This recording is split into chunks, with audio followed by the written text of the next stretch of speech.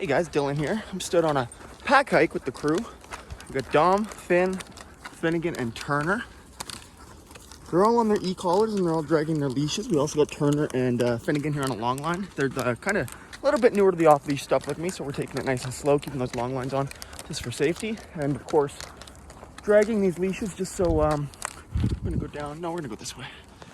Just so we could always stop them, or sorry, dragging those leashes for obviously legal reasons. We're not technically in an off-leash area, but these are some of my favorite places to hike with the dogs because we can let them off-leash, but nope.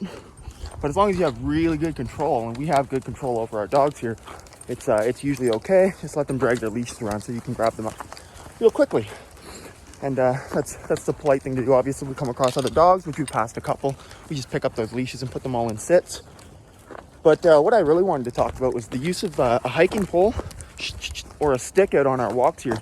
Obviously, it's quite icy out here, so I've got my hiking pole out, and I'll usually use a stick or something like that just to really help me get up and down these big hills we got here in Calgary and around here. But the stick has a few other uses too. We also have a lot of coyotes, so we can easily use it to shoo away coyotes, off-leash dogs. Off-leash dogs especially, we've used it to shoo those guys away. But the biggest usage here is obviously just for controlling my pack. I really like to use the stick here to be a bit of an extension of my body. So if the dogs start to creep up that heel position in this pack hike, I'm gonna use that stick to just gently guide them back. And pretty quickly they learn to just move out of the way of that stick. It becomes an extension of our body, and it becomes just another form of pressure and body language communication. So just like I said, it becomes an extension of our body and an extension of our pressure. We're just gently guiding them back.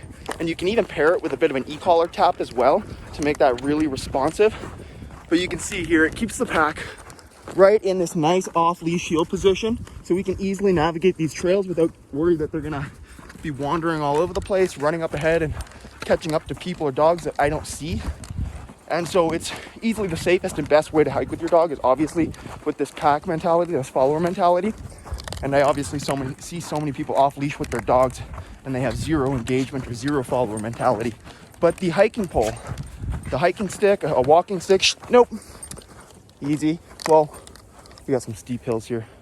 Can be such a useful tool, and it's old school dogmanship, right? It's something that obviously we've been using to domesticate dogs for thousands of years. The stick is probably one of the oldest tools in dog training, next to the leash, obviously. And so using it effectively and humanely and safely and gently, it becomes such a powerful tool for hiking. So if you hike with your dog a lot, you like to take them off leash, learn how to use a hiking pole, learn how to use something like a walking stick just very effectively to keep your dog in this position and in this follower mentality. And again, it has so many other uses too. So don't count it out as a really effective tool for dog training and managing your pack.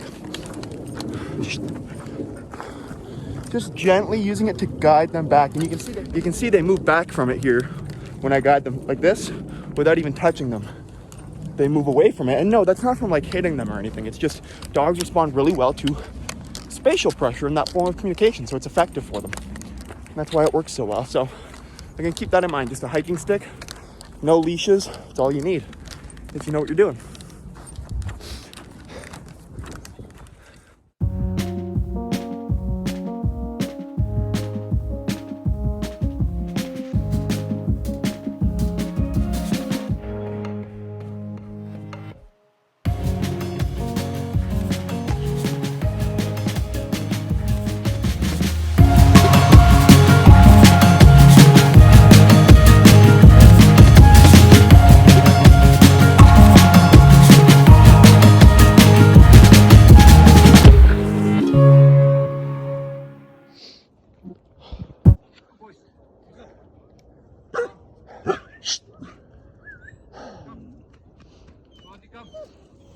Please get your dogs.